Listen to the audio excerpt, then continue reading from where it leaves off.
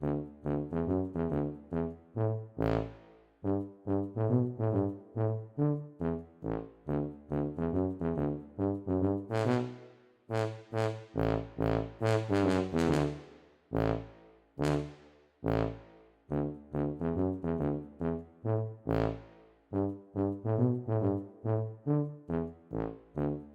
back to Family Truth Moments, where we explore wholesome, family-friendly stories inspired by AITA, parenting wins, TrueOffMyChest, and all the beautifully messy corners of real life.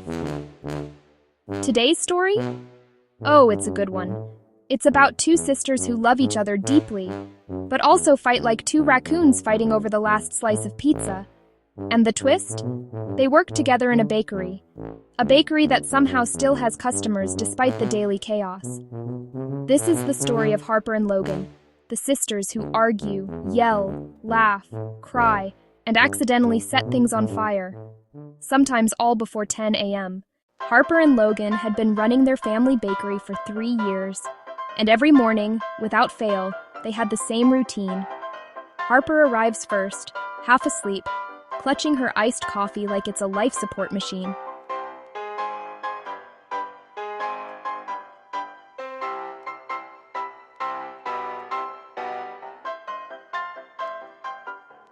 And by 8:15 a.m., they're already arguing about something that absolutely does not matter. But today's fight? Oh, today's fight was special. It started when Logan walked into the kitchen and saw the giant mixing bowl, the one that weighs as much as a toddler, still dirty. Harper, she groaned. You said you'd washed this last night. I was tired. I thought you'd get it. Oh, of course, Logan snapped. Because I'm the designated bowl washer. You're the one who used it. You used it too. That was yesterday. It's still dirty.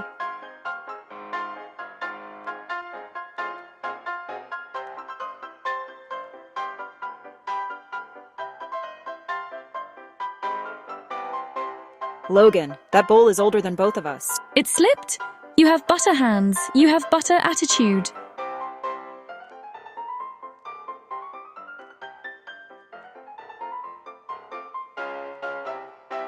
A customer whispered, "Are they okay?" Another replied, "Honestly, this is the best entertainment I've had all week."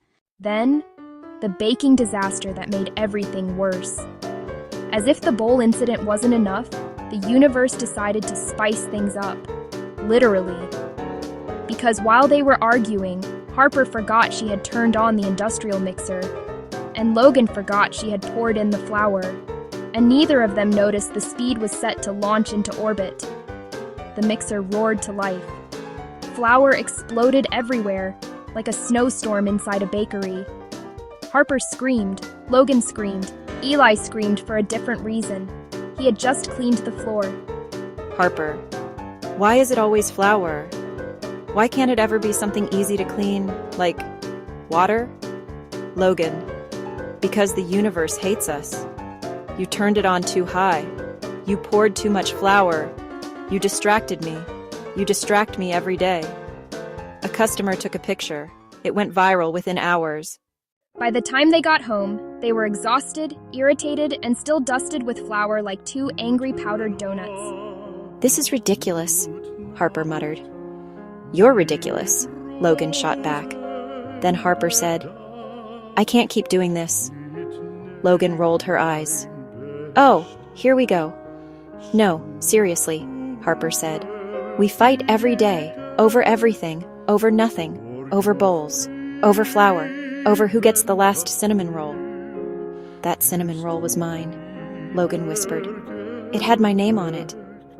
You wrote your name on it after I said I wanted it. Harper groaned. See? This is what I mean. Logan sighed. I know. And then, the truth started spilling out. Harper took a deep breath. I'm hard on you because I'm scared, she said.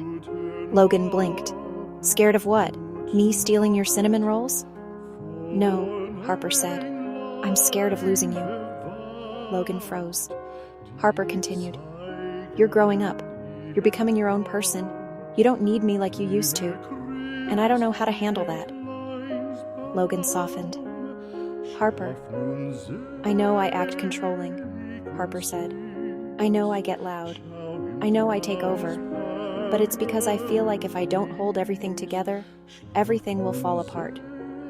Logan nodded slowly. You don't have to hold everything alone. Then she added, also, you're not as good at holding things together as you think. You literally forgot to turn off the oven last week. That was one time. It was last week. Let it go. I get scared too, but for a different reason. Tell me, I'm scared you'll get tired of me. That one day you'll decide I'm too much work, too emotional, too messy, too me. Logan, I could never. You say that, but every time we fight, I feel like I'm one mistake away from you giving up on me. I would never give up on you. You're my sister. Even when I dropped the bowl? Yes. Even when I burned the croissants?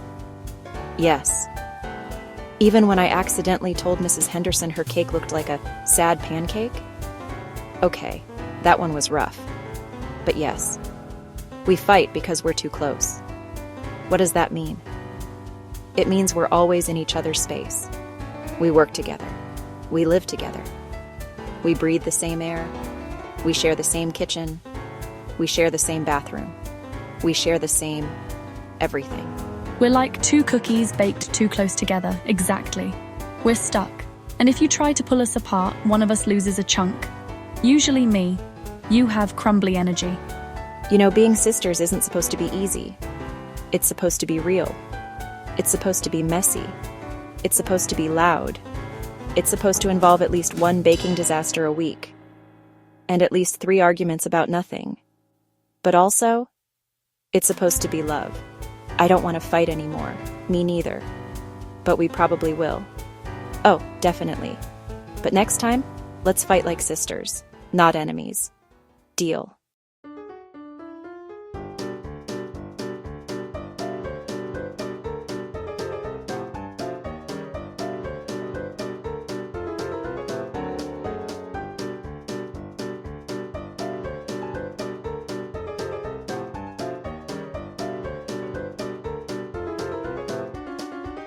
Logan. Why does this taste like the ocean? Oh no, I grabbed the wrong container. Well, at least we're fighting less. Yeah, now we're just poisoning people. I quit. He didn't.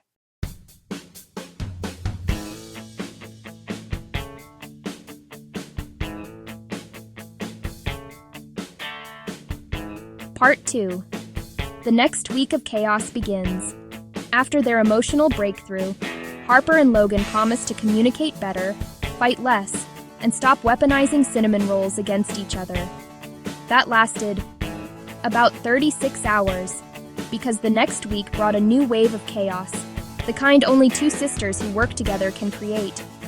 And right in the middle of it all, Eli, their long-suffering employee, who had somehow become the unofficial referee, therapist, and fire marshal of the bakery. Eli had been working at the bakery for 2 years. He was 1. Calm in a way that made people suspicious. The type of person who alphabetized the spice rack for fun, and the only human alive who could say, "Hey, maybe don't throw the spatula," and both sisters would actually listen. He wasn't related to Harper and Logan, but he might as well have been. He knew their rhythms, their moods, their I'm fine tones, that meant they were absolutely not fine. He also knew how to stop a fight before it escalated. Harper pacing. She's about to yell. Logan going silent. She's about to cry. Both sisters reaching for the same whisk. Duck and cover. Eli had saved the bakery from disaster more times than he could count. Like the time Harper forgot to put eggs in the batter. Or the time Logan accidentally ordered 200 pounds of sugar instead of 20.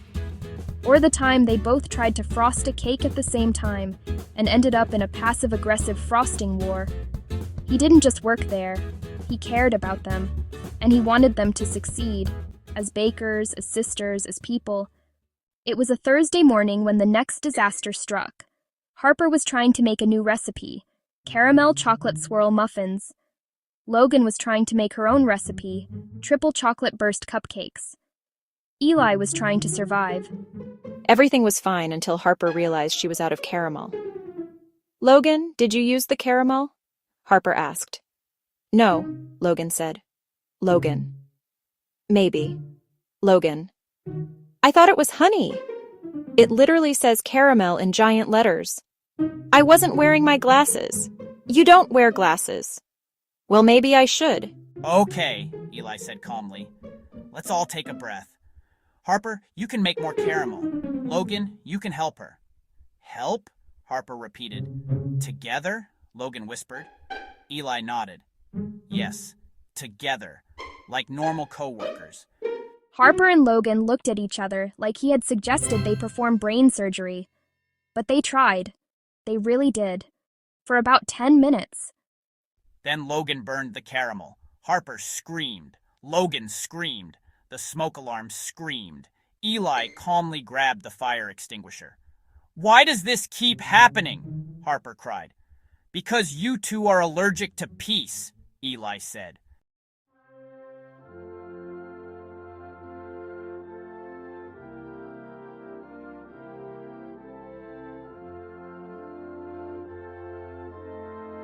You know, he said, you two remind me of the story your mom told me once. Our mom talked to you? Harper asked. About us? Logan added. Yeah, last year. She came in early one morning and told me a story about when you two were kids. She said when you were little, you used to fight all the time. Over toys, over snacks, over who got to sit in the front seat. But one day, when you were about 6 and 8, you had this huge fight in the backyard.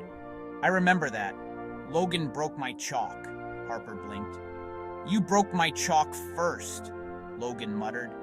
Your mom said she watched you two scream at each other. And then 5 minutes later, you were sitting under the tree sharing a popsicle. She said that's when she realized something. You two don't fight because you hate each other. You fight because you love each other so much it scares you. We were always like this, Harper whispered. Yeah, but we always made up, Logan nodded. Exactly. The cupcakes, the muffins. What is that? I think we combined our batters. I think it's alive. Nope. Absolutely not. We're not doing this today. Agreed. I'm tapping out. Harper, we're a mess. Logan, a disaster. Eli, a lovable disaster. Harper, thanks for putting up with us. Logan, and for not quitting. Eli, oh, I tried. But then I realized someone has to keep you two from burning down the city. They laugh. Narrator. Because even with the chaos, the fights, the baking fails, and the occasional oven monster, they were a family. A weird one, a loud one, a flower-covered one, but a family. Sisterhood isn't about perfection. It's about showing up, even when things get messy. It's about laughing through the chaos, forgiving quickly, and remembering the love underneath the noise. It's the flower explosions, the burnt caramel, the dropped mixing bowls, the salty muffins, and the arguments that start over nothing but reveal everything. It's the way two sisters can go from yelling to laughing in the same breath, because deep down, they'd choose each other every single time.